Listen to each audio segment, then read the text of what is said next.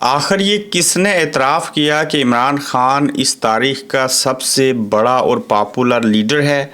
پاکستان تحریک انصاف ڈٹ گئی اور اسٹیبلشمنٹ کو صاف انکار کر دیا۔ عدت کیس جو تھا وہ پھر سے لٹک گیا اور ہیلے بہانے شروع ہو چکے۔ آج کا ایک سیاہ ترین دن کیسے ہے اور شیخ رشید پھر سے کیوں بول پڑے؟ پاکستان کو امریکہ سے شکست اور پاکستان کی لولی لنگڑی اور کنفیوز ٹیم، آج کے گورکھ دندہ میں ان پہلوؤں پر آپ سے بات کریں گے۔ السلام علیکم، آپ دیکھ رہے ہیں گورکھ دندہ ابرار قریشی، آپ سے مخاطب ہوں۔ پارلیمانی تاریخ کا سیاہ ترین دن ہے، اور پارلیمانی تاریخ کا یہ سیاہ دن کیسے ہے اور آج ہوا کیا؟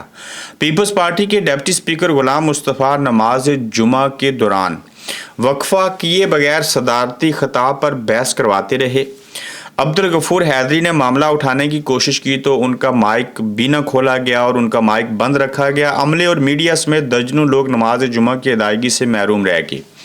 اب دیکھیے کہ اسلامی جمہوریہ پاکستان ہے اور اس میں اجلاس ہو رہا ہے، اور وہاں پہ جو کوشش تھی وہ یہ تھی کہ جمعہ کا جو ہے وہ خطبہ ہونا چاہیے، جمعہ کی نماز پڑھنی چاہیے، اذان ہو جائے تو پھر امامت ہو، لوگ جائیں وضو کریں اور جمعہ کی نماز ادا کریں۔ لیکن پاکستان کے اندر یہ سیاستدان اتنے ملک اور قوم کے خیرخواہ ہیں کہ انہوں نے خطاب کرنے کو ضروری سمجھا، اور جس بندے نے اس معاملے کو اٹھانے کی کوشش کی اس کا مائک تک نہ کھولا گیا، اور جب جمعہ کی نماز ہو گئی تو یقین جانیے کہ 50% سے زائد جو لوگ تھے، جو آپ کے قومی نمائندے ہیں، انہوں نے جمعہ کی نماز نہ تو وضو کیا اور نہ ہی وہ نماز پڑھی۔ تو ان کی ترجیحات کیا ہیں کہ مذہب پیچھے ہے، قوم بھی پیچھے ہے، ملک بھی پیچھے ہے، ان کی ذات صرف آگے ہے، اور ان کو تقاریر کرنے کا شوق ہے، اور وہ تقاریر، وہ قانون، وہ آئین، وہ قانون سازی جو سارا کچھ کرتے ہیں اس کے اوپر امپلیمنٹ بھی نہیں ہوتا۔ تو یہ بڑی حیران کن بات ہے، اور اس کے اوپر جو ہے وہ توجہ دینی چاہیے، فکر مند ہونا چاہیے کہ آپ ان تمام چیزوں کو بالائے طاق رکھتے ہوئے تقریریں کر رہے ہو، اور جو بندہ آپ کی اصلاح کی کوشش کرنے کی بات کرنا چاہتا ہے اس کا آپ مائک نہیں کھولتے اور اس کو آپ توجہ نہیں دیتے۔ تو یہ حیرت ہے اس چیز کے اوپر۔ عدت میں جو نکاح والا کیس تھا وہ پھر سے لٹک گیا، اور یہی وجہ تھی کہ جس جج صاحب نے فیصلہ سنانا تھا، اور فیصلہ جب سنانے کی بات آئے اور ساری سماعت اور بحث مباحثے ہو جائیں، ثبوت دکھا دیے جائیں، اس کے بعد تو کیس اس جج سے دوسری عدالت یا دوسرے جج کے پاس تو جا نہیں سکتا۔ لیکن یہ واحد کیس رہ گیا جس میں ملک، قوم اور مذہب کو بدنام کیا گیا تھا، مسلمانوں کو بدنام کیا گیا تھا، اسلامی جمہوریہ پاکستان کی ایک سیلیبریٹی عمران خان کو بدنام کیا گیا۔ نکاح کو ترجیح دینے کے بجائے زنا کو ترجیح دی گئی، معذرت کے ساتھ، کہ انہوں نے نکاح کیوں کیا۔ وہ بات جو صرف عورت جانتی ہے، اللہ جانتا ہے، اور شریعت یہ کہتی ہے، دین یہ کہتا ہے کہ عورت کو پتہ ہے کہ اس کی جو عدت ہے وہ کب مکمل ہوئی، چونکہ اس چیز کا ایک بات کے ساتھ تعلق ہے جو صرف عورت کو سمجھ ہوتی ہے۔ مگر آپ نے کیس بنا دیا، جب کیس کا فیصلہ ہونا تھا، آپ کو پتا تھا اس میں عمران خان اور بشرا بی بی نے بری ہو جانا تھا، تو پھر اس کیس کو سیشن کورٹ عدت کیس میں بشرا بی بی کی سزا معطلی اور مرکزی اپیل کے جلد سماعت کی درخواست پر سماعت کے دوران نہ ہاور مانیکا آیا مکے دکھانے والا، اور نہ ہی ان کے وکیل پیش ہوئے، اور عدالت نے سماعت میں وقفہ کر دیا، اور عدت کیس جو ہے جی وہ اب 11 جون تک ملتوی ہو گیا۔ 11 جون کو جج بیمار ہو جائے گا، اس سے اگلی سماعت پہ چلا جائے گا، اگلی سماعت کے اوپر جج صاحب ہالیڈے پہ چلے جائیں گے، پھر جب واپس آئیں گے تو پھر وکیل بیمار ہو جائے گا، وکیل بیمار ہونے کے بعد خاور مانیکا کی صحت بگڑ جائے گی، تو یہ 3-4 مہینے ایسے نکال دیں گے۔ تو رکھو عمران خان کو اپنے پاس، نہ کرو کیسوں کا فیصلہ، جب تک یہ جیل میں ہے، یہ اندر ہے، آپ کے باہر کے حالات کبھی ٹھیک نہیں ہو سکتے۔ آپ جتنی مرضی کوشش کر لیں، جتنی مرضی منافقت کر لیں، جو ہو سکتا ہے وہ کیجئے، خواتین کو جیل میں رکھیے، کچھ نہیں کر پائیں گے، آخر میں آپ کے ہاتھ کچھ نہیں ہوگا، اور آپ ہاتھ ملتے رہیں گے، ملک اور قوم کا نقصان کرتے رہیں گے، عمران خان کو مزید طاقتور بنائیں گے۔ اور کس طرح سے؟ اگلی بات سنیے، عمران خان کو نون لیگ نے ناگزیر قرار دے دیا ہے، اور عمران خان کی بات مان کر ہی پاکستان کو آگے لے کر جایا جا سکتا ہے۔ پتہ یہ کون کہہ رہا ہے؟ مریم نواز کے سابق ترجمان، مسلم لیگ نون کے سابق ترجمان، کراچی سندھ کے سابق گورنر، جس کا نام ہے زبیر عمر۔ تو جب اسد عمر کے بھائی ہیں زبیر احمد، تو انہوں نے یہ مان لیا ہے کہ پاکستان کی تاریخ کا سب سے پاپولر لیڈر عمران خان ہی ہے، اور پاکستان کی سیاست اس کے گرد گھوم رہی ہے۔ وہ عمران خان جس کو آپ نے ویڈیو کچھ اور دکھائی عدالت کو کہ یہ اتنی لگژری لائف گزار رہا ہے جیل کے اندر. حقیقت میں جب عمران خان سامنے آئے تو سب لوگوں نے دیکھ لیا وہی ایک کمرہ, اسی ایک کمرے کے اندر جو ہے ٹوائلٹ, وہیں پہ ایک جو مشین ہے وہ ہے, جبکہ سابق وزیر اعظم کو تو وہ سہولیات ملنی چاہیے جس کا وہ رویدار نہیں ہے, وہ نہیں مانگ رہا. اس نے الٹا کہا جم کے لیے کمرہ دے دیجئے, میں پورا جم بنا لوں گا اور لمبا یہاں پہ رہنا چاہتا ہوں اور میں اندر ہی ٹھیک ہوں. تو جب مسلم لیگ نون کا ایک شخص یہ مان رہا ہے, سابق جو مسلم لیگ نون کا ترجمان رہا, مریم صاحبہ کا ترجمان رہا, تو آپ لوگوں کے دماغ کے اندر کو بوسہ بھرا ہے؟ کیا آپ لوگوں کو سمجھ نہیں آ رہی کہ عمران خان کس شخصیت کا نام ہے, کس بلا کا نام ہے, اور اس کے ساتھ کتنی عوام کی تعداد شامل ہے؟ وہ ملک کے لیے کیا بہتری کرنا چاہتا ہے, اور جس نے وزارت عظمیٰ کا حلف اٹھایا, جو وزارت عظمیٰ کے منصب پہ بیٹھا, آپ نے اس کو جیل کے اندر تن دیا.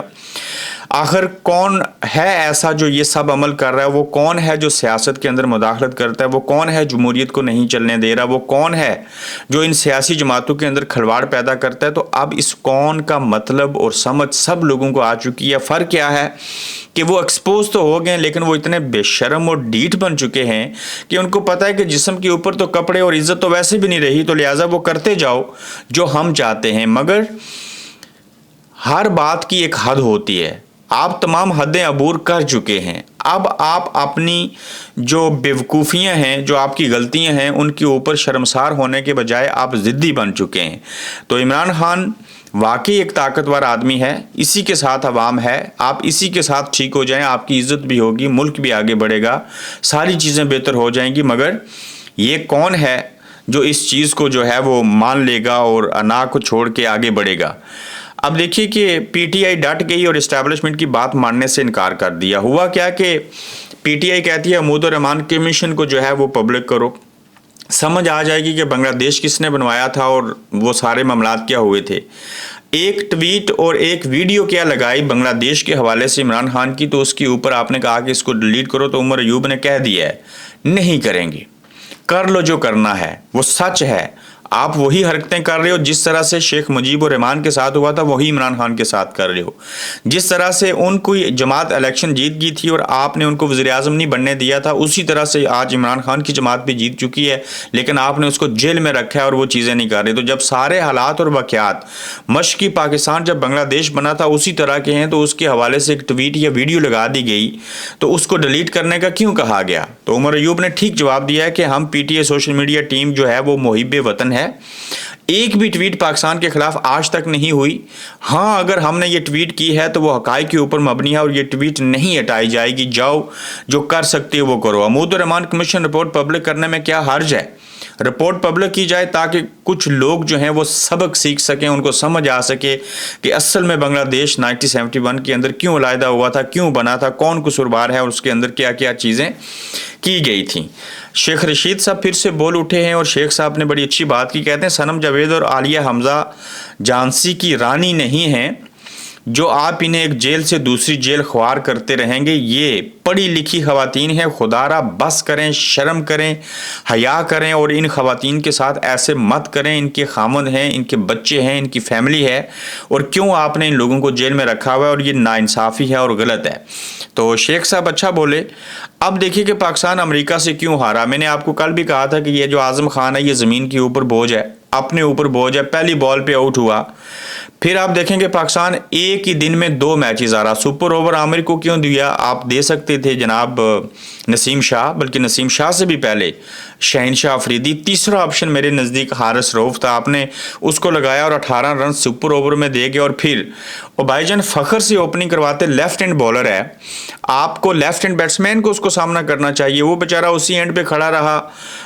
بابا جی چاچا کرکٹ آؤٹ ہو گئے افتخار احمد صاحب, اور آخری بال پہ 6 رنز چاہیے تھا. شذاب کیسے چھکا مار سکتا ہے؟ وہ پچھلے اوور میں 2 اوور میں اچھا کھیل گیا تو آپ نے سوچا یہ چیزیں کر لے گا, لیکن ڈرے ہوئے, سہمے ہوئے, عدم اعتماد کے شکار پاکستانی کھلاڑی نا تجربہ کار امریکی ٹیم سے شکست کھا گئے. اور عمران خان نے صحیح کہا تھا کہ ہار کا خوف آپ کو جیتنے نہیں دیتا. عمران ریاض نے کہا پاکستان کرکٹ ٹیم کی امریکہ سے شکست پر سینیٹر محسن نقوی کا وزیر داخلہ محسن نقوی سے نوٹس لینے کا مطالبہ.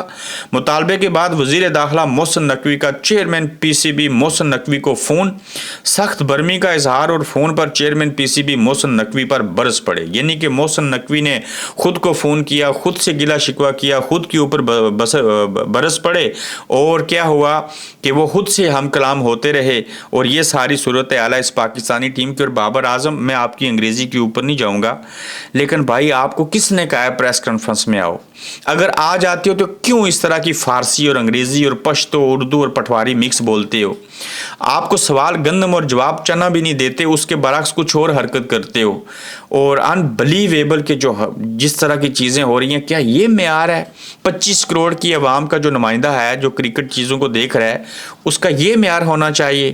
तो ये बुरे हालात हैं पाकिस्तानी टीम के, इसके अंदर पॉलिटिक्स है और इंशाल्लाह जल्द इस पॉलिटिक्स को भी जो है वो एक्सपोज करेंगे। अपना ख्याल रखिएगा, जल्द आपसे दोबारा मुलाकात होगी। आप देख रहे हैं गोरखधंधा अब्रार कुरैशी के साथ।